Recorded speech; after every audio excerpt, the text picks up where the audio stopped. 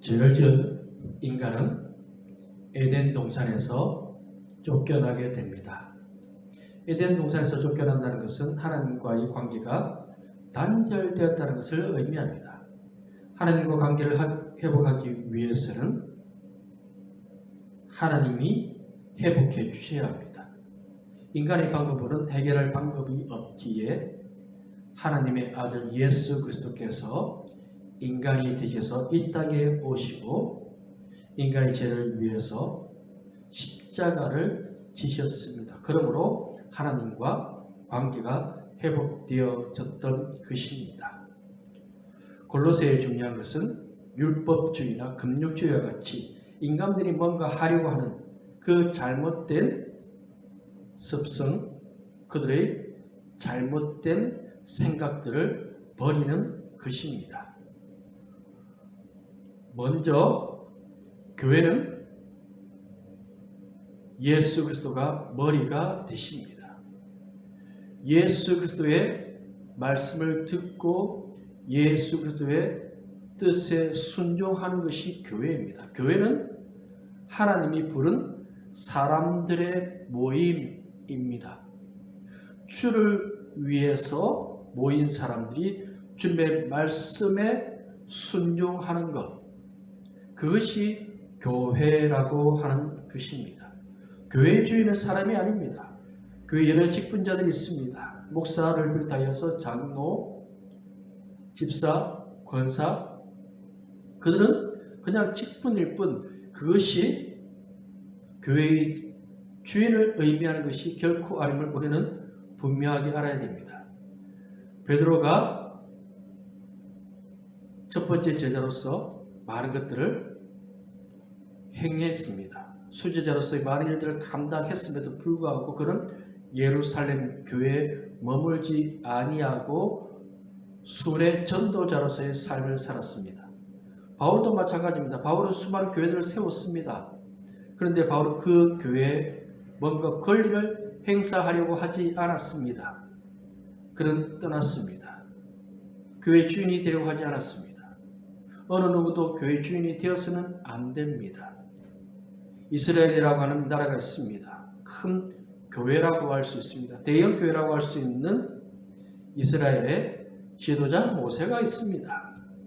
모세는 하나님이 세운 사람일 뿐 그는 하나님이 아닙니다. 가나안에 들어가기 전 모세는 죽고 말았습니다. 그리고 하나님은 그의 시체를 감추셨습니다. 그가 주인이 아니라는 것을 이스라엘 백성들에게 깨닫게 하기 위하여서 그의 시신을 감추신 것입니다. 교회의 주인은 주님이십니다. 주님의 말씀을 듣고 주님이 무엇을 우리에게 원하시는지를 깨닫는 은혜가 있어야 할 것입니다. 주님의 말씀이 무엇인가? 그것은 생명 구원이라고 하는 것입니다. 은혜라고 하는 것입니다. 예수가 아니면 구원을 받을 수 없다라는 것. 예수를 믿을 때 구원을 받을 수 있다라는 이 놀라운 사실을 깨닫는 사람들이 모인 곳이 교회라고 하는 것입니다. 교회 중심에는 예수 그리스도가 있어야 합니다. 예수 그리스도의 그 말씀, 예수 그리스도의 그 사역, 그것을 통하여서 예수 그리스도가 하나님의 형상이시며 죽었다가 다시 살아나신 나의 구원자라는 신앙 고백이 있는 것입니다. 베드로가 주는 그리스도시요 살아계신 하나님의 아들이시니다라고 고백하였습니다. 예수님은 반석 위에 세우겠다고 말씀하십니다. 그것이 교회입니다. 베드로의 이름으로 세우는 것이 아니라 베드로의 신앙 고백 가운데 세우는 것이 교회입니다. 율법주의나 금육주의가 되면 교회의 주인은 인간이 됩니다. 고린도 교회의 문제가 무엇이었냐면 인간이 중심이 되려고 하였기 때문입니다. 자신들이 주인이 되어서 자신들이 좋아하는 어떤 사람, 어떤 제자, 그들이 주인이 되어서는 결코 안 되는 것입니다. 아무리 뛰어난 목사, 장로가 있다 할지라도 그들은 주님의 일꾼일 뿐 주인이 아니라는 것을 우리는 분명하게 알아야 됩니다. 오늘 교회 하영규 목사님 사역하시면서 평생 아픔 속에서 그렇게 사역하셨습니다. 암 수술도 여러 번 받으시고 참 많이 고생하셨습니다. 그 수만 명의 교회가 모이는 그 대형교회 목사님이 그 연약함 속에서 일할 수 있는 것에 대해서 오히려 감사했습니다. 자신이 주인이 아니라는 것, 자신의 연약함을 깨달으면서 온전히 죽기만 나아가는 그런 사역자가 된 것에 대해서 감사하는 모습을 보게 되어진 것입니다. 우리의 삶의 주인은 주님께 있습니다. 주님이 내 삶의 주인이십니다. 주님 말씀하시면 나가고 주님 말씀하시면 또 멈출 수 있는 것이 교회가 되어져야 한다는 것을 우리는 분명하게 알아야 하는 것입니다. 주님의 말씀을 듣지 아니하면 그것은 교회가 아닙니다. 주님이 없어도 교회가 아닙니다. 주님이 있어야 합니다. 주님의 은혜가 있어야 하며 주님의 말씀이 있어야 하며 주님의 사랑이 있어야 하며 주님이 보여주신 그 삶의 흔적이 있는 그것이 교회라는 것을 우리는 분명하게 알고 우리는 주님의 지체로서 주님 말씀에 따라 순종하는 삶을 사는 것입니다. 그것이 예수 그리스도가 머리 대신 교회 안에 있는 성도의 모습이라는 것을 우리는 분명하게 알아야 됩니다. 두 번째로 하나님은 우리와 관계를 회복하기 위해서 예수 그리스도를 주셨습니다. 그런데 그 예수 그리스도가 우리의 죄를 위해서 십자가에서 피를 흘려 주셨습니다. 구약 시대에는 인간이 죄를 지으면 짐승을 잡았습니다. 짐승의 피로 그 사람의 죄를 사하여 주어서는 또다시 죄를 지으면 짐승을 또 바쳐야 합니다. 그런데 예수님의 십자가는 다릅니다. 한 번의 그 죽으심으로 우리의 죄를 완전히 용서하시고 하나님과 관계를 회복하게 만들어 주셨다라고 하는 것입니다. 인간이 건널 수 없는 다리가 있습니다. 그러면 어떻게 합니까? 인간은 못 건넙니다. 율법적인 사고로 내가 노력해서 내가 선한 일을 해서 기부를 많이 해서 내가 착한 일을 많이 해서 뭔가 이룰 수 있는 그런 다리였으면 좋겠지만 그렇지 않습니다. 인간은 이룰 수 없습니다. 건널 수 없습니다. 그 다리는 하나님이 만들어 주셔야 합니다. 그것이 십자가라고 하는 다리입니다. 예수 그리스도의 그 보혈의 다리로 우리가 나아갈 때 하나님의 나라로 갈 수가 있게 되어질 것입니다. 교회 안에 십자가가 회복되어져야 합니다. 십자가가 무엇입니까? 예수 그리스도의 희생, 예수 그리스도의 사랑, 그것이 교회 안에 다시 회복되어져야 합니다. 그것은 우리 인간이 얼마나 연약하고 부족한 존재인지를 깨달아야 합니다. 인간이 신이 될 수 있다고 착각하게 만드는 거짓된 저 사이비 이단들의 그 말에 속지 말아야 됩니다. 우리 연약한 자들입니다. 우리의 삶을 돌아볼 때, 우리의 마음을 돌아볼 때 우리가 얼마나 연약하고 부족하고 해서는 안 되는 말, 해서는 안 되는 생각들이 우리 속에 끊임없이 들어가고 나왔다는 그 모습 속에 우리는 살아가고 있지 않습니까? 그 속에서 깨달아야 되는 것은 그럼에도 불구하고 하나님은 나를 만나시려고 나에게 구원 주시려고 예수 그리스도를 이 땅에 허락하여 주셨구나 하는 그 마음. 2004년 그리스도의 순환이라는 영화가 부활절 즈음에 그렇게 극장에 상영되었습니다. 39번의 매를 맞으시고 십자가에 달리시는데 예수 그리스도의 그 흘리신 피를 어머니 마리아가 눈물 흘리면서 닦으시는 장면이 지금도 기억이 납니다. 왜 예수님이 그렇게 해야 합니까? 예수님이 왜 참으셨습니까? 뺨 맞으시고 어느 손으로 때렸는지 맞춰봐라고 그렇게 모멸감을 주고 십자가에 달렸던 강도조차 예수님을 비난하고 지나가는 사람들이 손가락질하는 그 비난과 조롱을 왜 예수님이 당합니까? 빌라도는 예수님이 죄가 없다라고 했습니다. 그럼에도 불구하고 사람들의 말에 따라서 예수님 십자가에 못 박게 내놓습니다. 그리고 죽은지 확인하기 위해서 로마군이 창으로 또 옆구리까지 찌릅니다. 왜 예수님이 그렇게 참으셨습니까? 우리 인간이 하나님께 나아가려면 십자가의 다리가 필요하니까요. 생명의 다리가 필요하니까요. 우리를 너무너무 사랑해요. 우리가 뭐가 잘났어요? 부족함에도 불구하고 베드로 보세요. 예수님 모른다고 3번이나 부인했는데 예수님이 부활하셔서 베드로에게 베드로야 네가 나를 사랑하느냐? 그 말씀은 사랑한다는 것입니다. 베드로가 어떤 모습이든 사랑한다는 것입니다. 탕자의 비유에서 그 아버지 집이 싫어서 떠나갔던 그 아들, 그런데 아버지는 여전히 사랑하잖아요. 십자가의 그 보혈은 사랑인 것입니다. 고난주간이 이제 다가옵니다.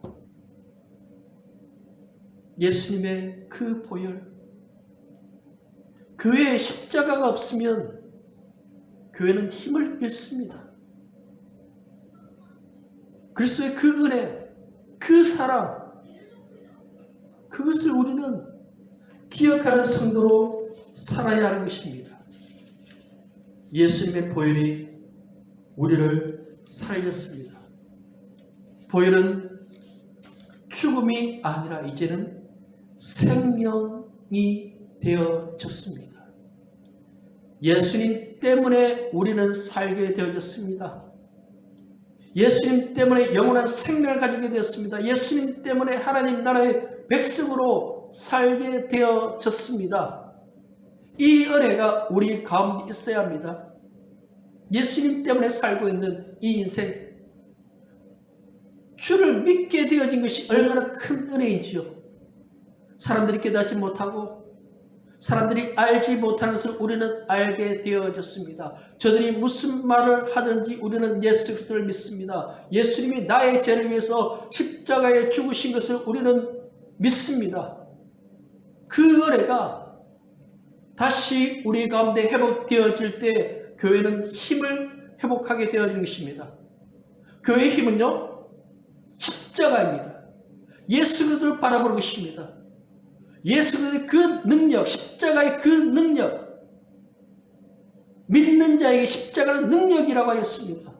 바울이 예수님을 모를 때 그에게 십자가는 아무런 의미가 없었으나 예수님을 믿었을 때 그에게 능력이 되었습니다. 그가 기도하였을 때 놀라운 일들을 행하지 아니하였습니까? 왜? 믿으니까요. 예수 그리스도가 우리와 함께 하고 계시니까요. 그 은혜가 왜 바울에게만, 제자들에게만 있는 능력입니까? 믿음의 사람에게도 독일한 이런 놀라운 능력이 나타나게 되어집니다. 그것이 주님의 말씀이라는 것을 우리는 기억해야 할 것입니다. 마지막으로 믿음을 흔드는 것들 속에서 굳건한 믿음을 지키는 성도가 되어져야 합니다. 고린도 교회 문제는 지금 율법주의와 금욕주의라고 하는 철학이 들어왔습니다. 인간의 행동, 인간의 선행, 그것이 구원을 이룰 수 있다라고 하는 잘못된 생각, 철학들이 교회 안에 들어왔습니다. 이것이 흔듭니다. 왜? 합리적이라는 생각을 가지게 만드니까요. 내가 뭘 해야 구원을 받을 수 있다. 어떻게 구원이 공짜가 될 수 있느냐? 인간이 할 수 있는 일과 못하는 일이 있습니다. 구원은 인간이 할 수 있는 일이 아니라는 것을 알아야 됩니다.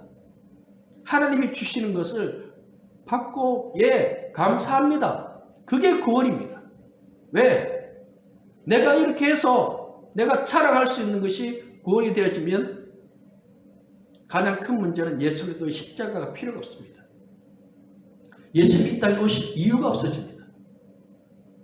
십자가의 공로가 의미가 없는데 내가 잘하면, 내가 율법 지키면, 내가 어떻게 선하게 살면 구원받을 수 있는데, 그러면 성경은 그런 이야기들로만 가득해야 합니다. 과연 아브라함이, 믿음의 조상이라고 하는 아브라함이 사는 삶을 살았냐? 실패하고 연약한 모습도 많았습니다. 그 외의 사람들도 마찬가지입니다. 제자들도 마찬가지였고 바울도 마찬가지였습니다. 우리들도 마찬가지입니다. 그렇지 않잖아요. 믿음, 예수 그리스도를 향한 믿음. 세상은 우리에게 믿음이 아니라 다른 것을 보게 합니다. 철학을 보게 하고, 이성을 보게 하고, 과학을 보게 하고, 합리적인 삶을 살아야 한다라고 우리에게 강요를 하는 모습을 보여주고 있습니다. 세상의 흐름을 따라가면 믿음이 없는 삶을 살 수밖에 없습니다. 믿음을 지키기 위해서 우리는 주님 앞에 예배하는 자의 삶을 살아야 합니다. 주님과 내가 어떠한 관계에 있으며 주께서 나를 위해 어떤 일을 행하셨는가? 믿음이 아니면 살아갈 수 없다는 것을 우리는 분명하게 깨닫고 주님 앞에 머무는 자의 삶을 살아야 합니다. 사람은 보고 듣는 것에 따라서 그 삶이 달라집니다. 주의 말씀을 듣고 기도하는 삶이 없으면 상급만 바라보면 상으로 나갈 수밖에 없습니다. 이스라엘 백성들이 가나안에 가서 하나님의 말씀을 듣지 아니하고 이방 사람들의 것을 보면서 거기에 마음 뺏기고 그것으로 인하여서 상 사람들과 같은 모습을 가지게 되어졌습니다. 믿음을 지키기 위해서 예배자로서 말씀 속에서 기도 속에서 있어야 합니다. 그리고 믿음을 지키기 위해서 해야 할 일이 무엇이냐면 복음의 일꾼이 되는 것입니다. 주님의 말씀을 전함으로 사람들이 변화되는 그 모습을 보면서 주님의 살아계심을 보게 됩니다. 내가 전한 그 복음이 한 사람의 인생을 바꾸고 한 사람을 주님께로 인도하고 그 사람들이 신앙 고백하면서 믿음으로 자라는 그 모습을 볼 때 복음을 전하는 그 전도자까지도 은혜 가운데 믿음 가운데 주와 함께 살아가는 성숙한 성도의 모습을 가지게 되어집니다. 성령 충만하면 은혜가 넘쳐나게 되어지면 복음을 전하고자 하는 그 열망이 뜨거워지게 되어지고 한 영혼이 돌아오는 그 모습 속에서 더 큰 은혜로 믿음으로 서 있는 성도가 되어집니다. 그리고 기도하는 것입니다. 주님의 살아계심을 경험하기 위해서 우리는 기도해야 합니다. 기도할 때 주님은 일하십니다. 우리의 삶 속에 주님이 일하십니다. 우리의 가정 속에서 주님이 일하십니다. 우리가 머물고 있는 이 자리에서 주님은 일하십니다.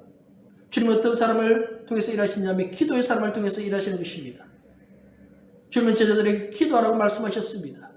기도할 때 능력이 나타납니다. 기도할 때 지혜가 나타납니다. 기도할 때 놀라운 일들이 일어나고 채워지고 주의 역사가 일어나게 되어지는 것입니다.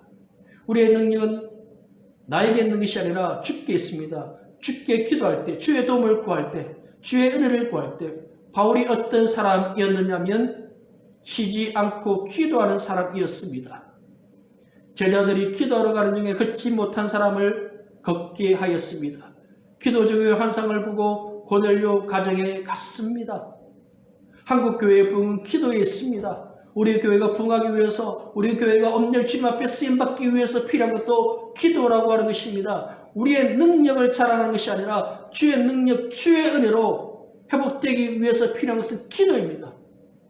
주께 기도하고 그 기도 속에서 주님의 일하심을 경험하면 믿음이 굳건해집니다. 주님은 살아계십니다. 이 연약한 나를 통해서 이 연약한 자의 이 부르짖음에 주님이 응답하여 주시는구나. 기도의 경험이 있으면 또 어떻게 하겠습니까? 힘들고 고단하고 어려운 삶 속에 있을 때 간절히 주님 앞에 엎드려 기도하는 것입니다. 왜 안 됩니까? 믿고 한번 기도해 보자는 것입니다. 기도할 때 주의 역사는 일어납니다. 기도할 때 기적은 일어납니다. 주님을 믿습니까? 간절히 기도하기를 바랍니다. 기도로 열매 맺는 그 삶을 살 때 더 굳건히 서 있는 성도로서의 삶을 살게 되어지는 것입니다. 기도하겠습니다. 아버지 하나님, 교회 머리 되시는 주께 감사하며 주의 뜻을 나타내는 교회가 되기를 원합니다. 주님이 우선되는 교회가 되어지기를 원합니다. 주의 영광을 나타내는 교회가 되어지기를 원합니다. 예수 그리스도의 그 보혈, 그 사랑, 그 은혜를 마음에 새기며 주께 감사하며 감격하며 사는 자들이 되게 하여 주시옵소서. 흔들리는 믿음 속에서 굳건한 믿음으로 주님 앞에 쓰임받게 하여 주시기 원합니다. 거짓되고 자극된 것에 마음 빼앗기지 아니하는 주님의 일꾼, 복음의 일꾼, 주님의 영광을 나타내는 일꾼 되어지기를 원합니다. 힘들고 고난할 때 더 간절히 주를 찾고 기도하고 은혜로 살아가는 우리 모두가 되기를 원하오니 함께하여 주시옵소서. 예수님 이름으로 기도드립니다. 아멘.